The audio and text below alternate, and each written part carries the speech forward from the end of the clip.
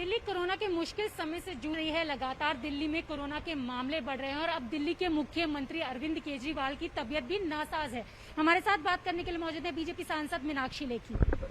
मीनाक्षी जी, जहां कोरोना से लोग परेशान हैं, वहीं अब खबर आ रही है कि दिल्ली के मुख्यमंत्री अरविंद केजरीवाल को हल्का फीवर और गले का समस्या है और उनका कोरोना का टेस्ट कराया जाएगा।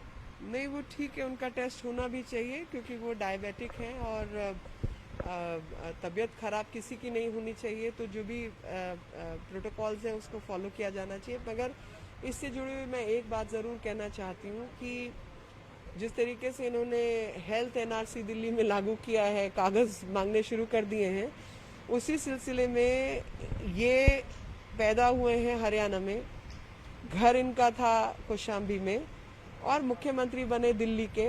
पहली बार इलाज के लिए बैंगलोर गए। अब ये इलाज करवाने के लिए किधर जाएंगे ये ज़रूर बता दें, क्योंकि जिस तरीके का नियम इन्होंने करने की कोशिश की है उसमें दिल्ली में रहने वाले तमाम ऐसे लोग या दिल्ली को विजिट करने वाले ऐसे लोग जिनको अचानक अस्पताल की फैसिलिटी की ज़रूरत हो सकती है, उसको एक तरफ हटाते हुए इन्होंने ये सब जो कल का इन्होंने घोषणा की है वो आर्टिकल 14 और 19 के खिलाफ है। वो एक अलग राइट टू लाइफ 21 उसके खिलाफ है। तो इस तरीके की राजनीति, लाशों पर राजनीति नहीं करनी चाहिए, मैं यही कहना चाहूँगी। मैम, आपने कहा कि जिस तरीके से अरविंद केजरीवाल ने गाइडलाइन जारी की कि दिल्ली में दिल्ली के लोगों का इलाज होगा और दिल्ली के बाहर के लोग यहाँ पे इलाज नहीं करा पाएंगे, तो अब सवाल ये है, आपने भी यही सवाल किया कि क्या अब अरविंद केजरीवाल अपना इलाज दिल्ली में कराएंगे या दिल्ली से बाहर कराने जाएंगे? जी वही आज असलियत में देश पूरा जूझ रहा है और पूरे देश को एक होकर इस सब लड़ाई में लड़ना है। असली बात तो ये है कि जहाँ पर दिल्ली के अंदर इन्होंने घोषणा किया कि 32,000 बेड्स हैं, दिल्ली हाई कोर्ट के अंदर एफिडेविट में इन्हीं के एडिशनल स्टैंडिंग काउंसिल का एफिडेविट है जिसमें 3100 कुछ बेड्स हैं। डेड बॉडीज के डिस्पोजल की समस्या है। कई गैस स्टेशंस काम नहीं कर रहे हैं जहाँ पे वो क्रेमेटोरियम में गैस की ज़रूरत है, वहाँ पे वो अव्यवस्था है। मॉर्चरीज के अंदर अव्यवस्था है। जो वेंटिलेटर्स बढ़ने चाहिए थे वो वेंटिलेटर्स नहीं बढ़े हैं। इन्होंने कहा था कि ये होटल्स को और बैंक्वेट्स को कोरोना सेंटर्स में कन्वर्ट करेंगे जिसके अंदर वेंटिलेशन की और तमाम अस्पताल की फैसिलिटी रहने वाली है। आप एक भी ऐसे सेंटर का नाम पता जानते हो तो मुझे बता दीजिए, क्योंकि मेरे पास वो नाम पता नहीं है। तो सच्चाई तो ये है कि दिल्ली की जो हेल्थ व्यवस्था है वो चरमरा रही है।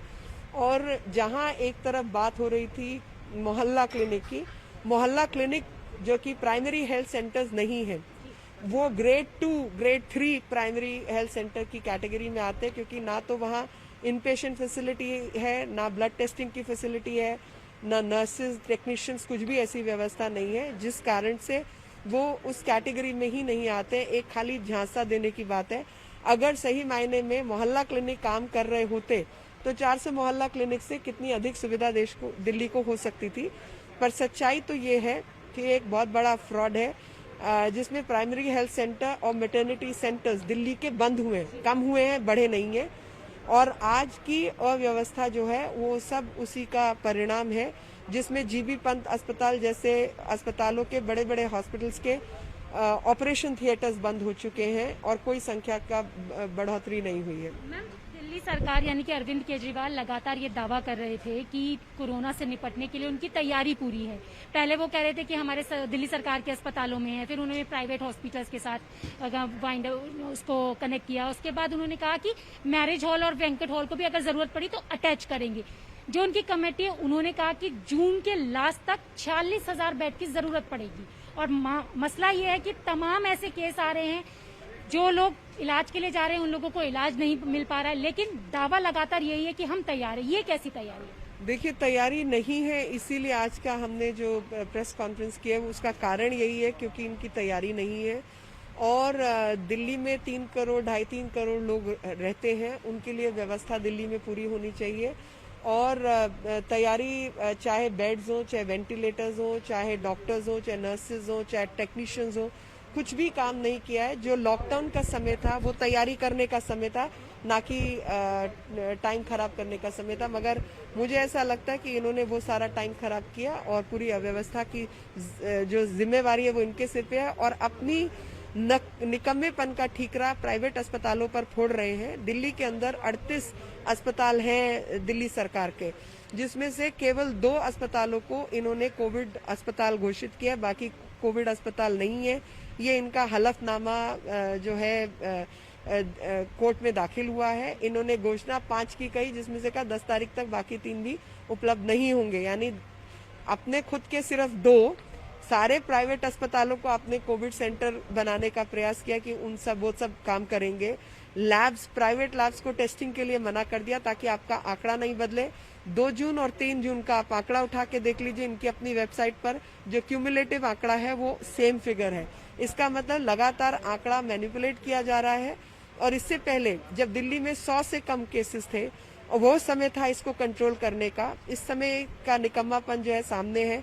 तबलीगी करके कॉलम था, क्योंकि ट्रेसिंग और ट्रैकिंग दोनों जरूरी है, तो इन्होंने उसको ट्रेस नहीं किया और जो कॉलम तबलीगी का था उसको बदलकर इन्होंने कहा NCT of Delhi, NCT of Delhi को बदलकर कहा स्पेशल ग्रुप, और उसके बाद सारा डाटा मर्ज कर दिया मेन डाटा के अंदर, जिसके कारण वो मर्जर की वजह से आप ट्रैक ही नहीं कर पाए, और ट्रैक नहीं करने के कारण वो चारों तरफ फैल गया। और आप सबके सामने है दिल्ली की बेहाली।